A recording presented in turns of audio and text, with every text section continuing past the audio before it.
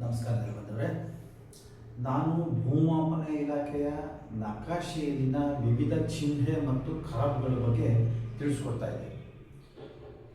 ಇವತ್ತಿಂದ ನಾನು ಗುಡ್ಡ ಅಥವಾ ಬೆಟ್ಟಗಳ ಬಗ್ಗೆ ತಿಳಿಸ್ಕೊಡ್ತೀನಿ.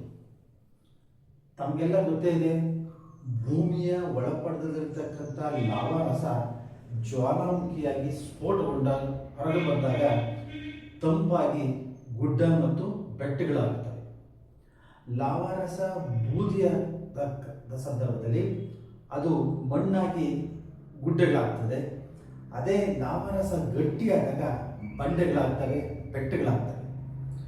ಇಂತಹ ಬೆಟ್ಟ ಗುಡ್ಡಗಳ ಮೇಲೆ ಯಾವುದೇ ಬೆಳೆಯನ್ನು ಬೆಳೆಯಲು ಸಾಧ್ಯ ಆಗ್ತಾ ಇರಲಿಲ್ಲ.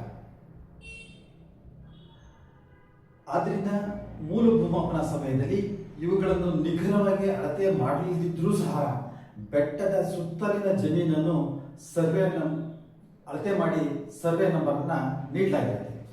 ಉದಾಹರಣೆಗೆ ಇದು ಒಂದು ಗ್ರಾಮ ನಕಾಶೆ ಆಗಿರುತ್ತೆ. ಇದರಲ್ಲಿ ಒಂದು ಬೆಟ್ಟ ತಾವು ಕಾಣಬಹುದಾಗಿದೆ. ಇದು ಸುತ್ತಲಿನ ಸರ್ವೆ ನಂಬರ್ನ ಜಮೀನುಗಳನ್ನು ಅಳತೆ ಮಾಡಿ ಸರ್ವೆ ನಂಬರ್ಗಳನ್ನ ನೀಡಲಾಗಿರುತ್ತೆ. ಹಾಗೂ ಕೊನೆಗೆ ಇದಕ್ಕೂ ಸಹ ಒಂದು ಸರ್ವೆ ನಂಬರ್ನ ನೀಡೋದನ್ನ ತಾವು ಕಾಣಬಹುದಾಗಿದೆ. ಬೆಟ್ಟ ಗುಡ್ಡಗಳು ಕಾಯ್ದಿರಿಸಿದ ಕ್ರಮವಾಗಿದ್ದು ಸರ್ಕಾರದ ಸ್ವತ್ತುಗಳಾಗುತ್ತವೆ. ಬೆಟ್ಟ ಗುಡ್ಡಗಳಲ್ಲಿ ಯಾವುದೇ ಬೆಳೆಯನ್ನು ಬೆಳೆದಿದ್ದರೂ ಸಹ ಇದರಲ್ಲಿರ್ತಕ್ಕಂಥ ಕಲ್ಲು ಮತ್ತು ಮಣ್ಣನ್ನು ಮನೆ ನಿರ್ಮಿಸಲು ಮತ್ತು ಇತರೆ ಉದ್ದೇಶಗಳಿಗೆ ಬಳಸ್ತಾ ಇರ್ತಕ್ಕಂಥದ್ದನ್ನು ತಾವು ಕಾಣಬಹುದಾಗಿದೆ. ಹಾಗಾದರೆ ಬೆಟ್ಟ ಗುಡ್ಡಗಳನ್ನು ಈ ರೀತಿ ವೃತ್ತಾಕಾರದಲ್ಲಿ ಸುತ್ತಾಗಿ ಅದನ್ನು ಗುರುತಿಸಿರೋದನ್ನ ತಾವು ಕಾಣಬಹುದಾಗಿದೆ.